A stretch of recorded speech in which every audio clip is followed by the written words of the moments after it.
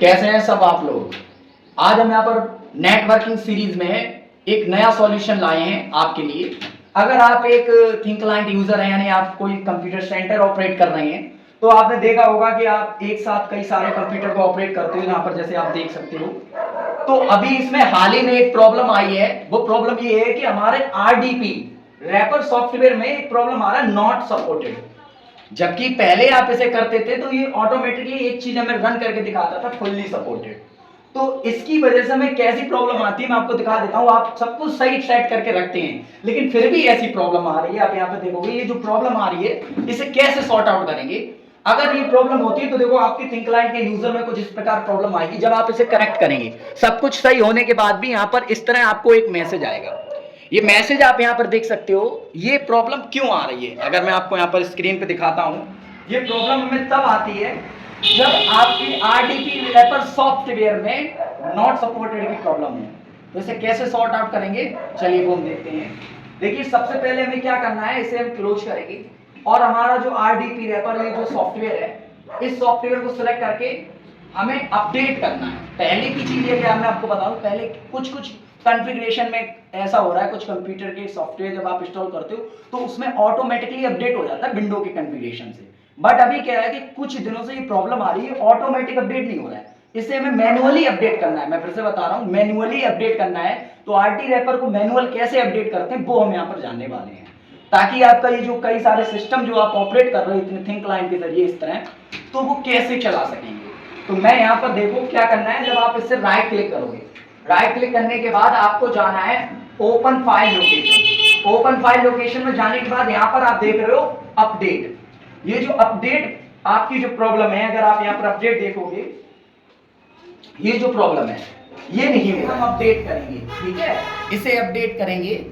और इसे अपडेट करने से पहले हम एक चीज और यहाँ पर ध्यान रखेंगे, ये अपडेट तभी होगा जब आपके सिस्टम में नेट कनेक्ट होगा।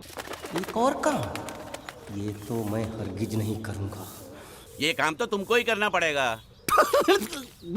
तो सबसे पहले मुख्य कार्य हम ये करेंगे, इंपॉर्टेंट स्टेप हमारा ये होगा कि हम अपने सिस्टम में नेट कनेक्ट कर लेंगे। अगर आप विदाउट नेट कनेक्ट करके इसे करते हैं तो सीरियसली आप ये समझ लीजिए वहां पर होगा ही नहीं। फिर आप परेशान होंगे कि सर ये हो नहीं रहा है, फिर आप कमेंट करेंगे सर आपने करा था हो गया था, मैंने करा नहीं हुआ।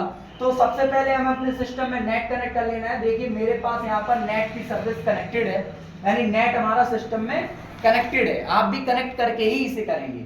फिर इसे कनेक्ट करने के बाद आप जाएंगे इसमें और इस पे क्लिक करेंगे। यहां पर आप देखोगे कि नेट जब आप कनेक्ट करेंगे, तो यहां पर नेट कनेक्ट करने के बाद अगर आप इसे करेंगे तो यहां पर एक भी एनी की प्रेस करनी है।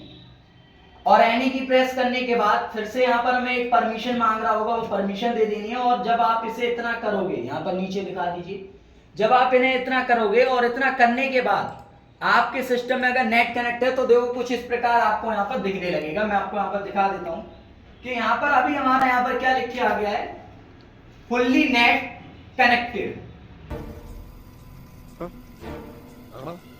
अगर फुल्ली नेट कनेक्टेड है तभी लिख के आएगा आपका फुल्ली सपोर्टेड।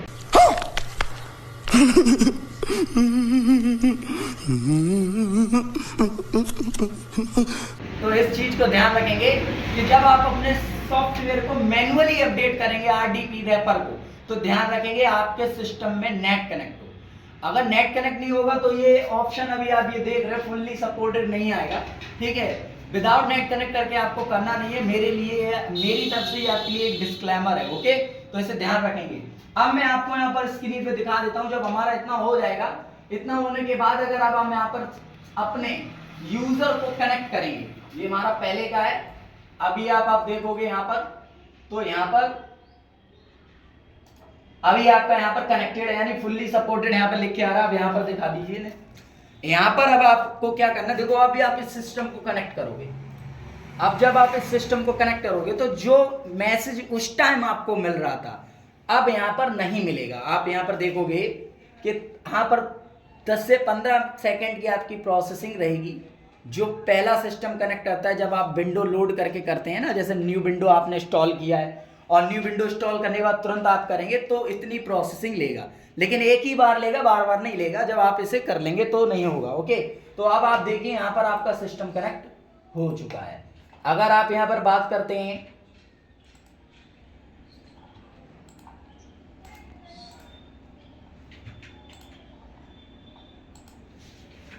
तो मैं आपको यहाँ पर एक चीज बता देता हूँ कि अभी जो आपने देखा कि मतलब ये प्रॉब्लम हमारी सॉल्व हो गई है, आपकी भी प्रॉब्लम सॉल्व हो जाएगी अगर आप इस तरह करते हैं। जो स्टेप मैंने बताए हैं, पहले आप अपने कंप्यूटर में नेट कनेक्ट करके रखेंगे, तब आप एक बार फिर से देख लीजिए, यहाँ पर आप राइट क्लिक करके, एक बार फिर से मैं अगेन बता रहा हूँ ताकि आप भूले ना, ओपन फाइल लोकेशन में जाएंगे और ये जो ऑप्शन है मैं आपको यहाँ पर जूम करके दिखा देता हूँ। जूम करके दिखा दीजिए, ये जो ऑप्शन है अपडेट, ठीक है ना, जूम करके दिखा दीजिए। अपडेट जो ऑप्शन है इस पे हमें क्लिक करना है और इसे अपडेट कर देना है। तो आई होप आपको ये समझ में आ गया होगा। अगर आपके सिस्टम में दिक्कत आ रही तो आप ऐसे करके देखेंगे और इस प्रॉब्लम को सॉल्व कर लेंगे। ओके, ये प्रॉब्लम मैनुअली आती है और मैनुअल मतलब सडनली आ जाती है, किसी किसी में अगर हो सकता है आने अभी आगे इसमें बदलाव हो जाए, क्योंकि टेक्निकल टीम से भी मैंने जो बात की थी तो वो ये कह रहे हैं कि सर अभी ये प्रॉब्लम कुछ दिनों से आने लगी है। पहले तो ये ऑटोमेटिक हो जाता था लेकिन अब मैनुअल होता है, यानी आपको खुद करना पड़ता है। ठीक है, तो ये खुद करना पड़ेगा। दूसरा क्या है कि अगर आपको विंडो 10 या प्रो कैटेगरी यानी विंडो 10 की प्रो कैटेगरी में यूजर नहीं बनाने आते हैं, यूजर कैसे बनाते हैं, फुल सपोर्ट, यानी फुल सपोर्ट का मतलब पूरे कंप्यूटर को थिंक क्लाइंट से कैसे सपोर्ट करके कनेक्ट करते हैं, ठीक है ना, तो वो पूरी वीडियो मैंने एक अलग से डाल रखी है। मैं आपको यहाँ पर नीचे लिंक दे देता हूँ और ऊपर आप यहाँ पर आइकन भी देख रहे होंगे। ठीक है, इसे जाके आप वॉच कर लेना। ठीक है, तो वीडियो को समाप्त करते हैं।